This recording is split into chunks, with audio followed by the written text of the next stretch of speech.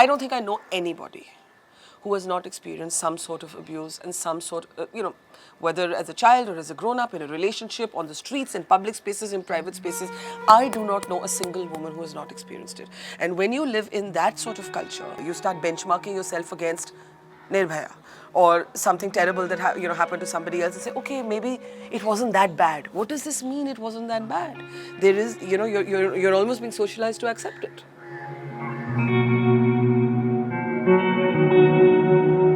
My name is Barkha Dutt. I'm 46 years old. I'm a journalist, a TV anchor and a writer.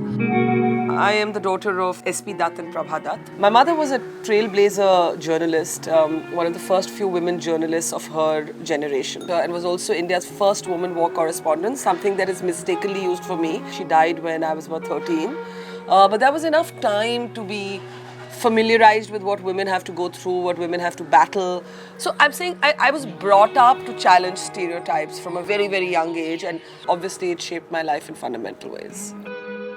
But in some ways, I feel that my freedom has really been given to me by my father. Yes, my mother was this fabulous role model.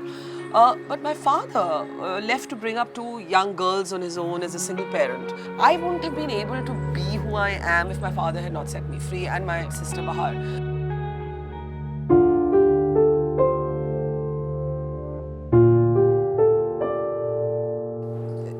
When I wrote my book and I first spoke about having been sexually abused as a child, a lot of people asked me, why did you write it? Why have you spoken up after so many years? There were unkind and cruel people who said, oh, you're just doing this to sell your book. I even had to hear that kind of thing, which I'm only sharing because it gives you a sense of why people don't speak.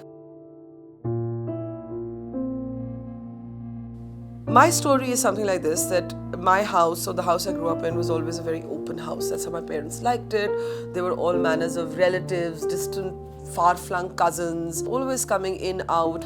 And for a while, there was a man who stayed with us, and he used to live on the terrace. And I was like a child. I was, I think, 9 years old or 8 years old, something like that. I was not 10 yet. And, initially he seemed like you'll always have some cousin of a cousin who'll take you on piggyback rides and twirl you around and give you chocolate and play with you. But this play with you became a metaphor for molestation. And what he would actually do is to say, come play with me. And I would go as this sort of unsuspecting child. And basically then he would place me on his lap and finger me, molest me, grope me, take off my underwear, touch me.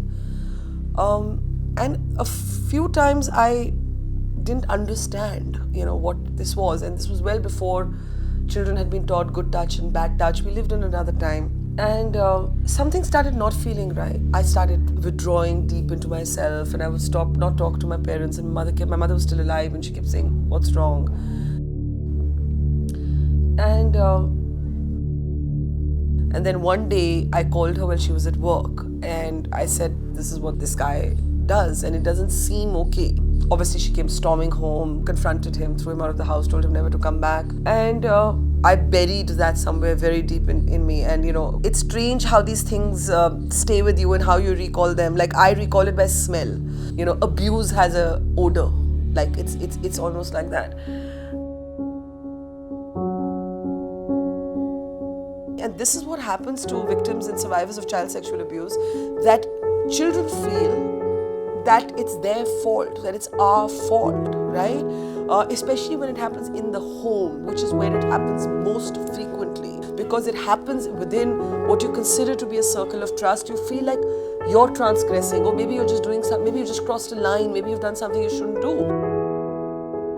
When you've had this kind of experience, it also scars you. And this is really important to say, and people don't talk about it because think it's so commonplace, it happens, it's come, it's gone. No, it stays with you.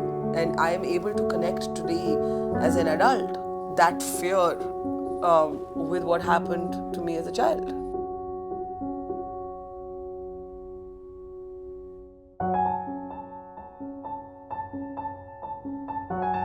Families have to get over this fake notion of honor and self-respect. Like, that's really where it's at, right? I mean, what family ka naam or family ki reputation are you preserving when children in your family are being molested? So this notion of taking on the responsibility for keeping your family's reputation intact, this is what parents have to talk to their children, that this is not important.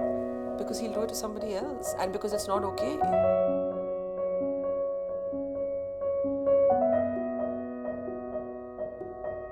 So I just want everyone who's listening to this to understand a couple of things. This has happened to more of us and so many of us, more than you can imagine.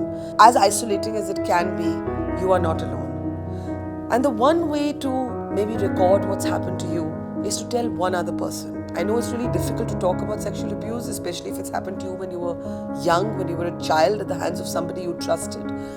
But you may find that at some point in your life you are ready to tell your story. You are ready to go public with it. You're ready to maybe even pursue it legally. And at that time, it is important that somebody else knew. And the most important thing I want you to know is that it is not your fault. It is not your fault.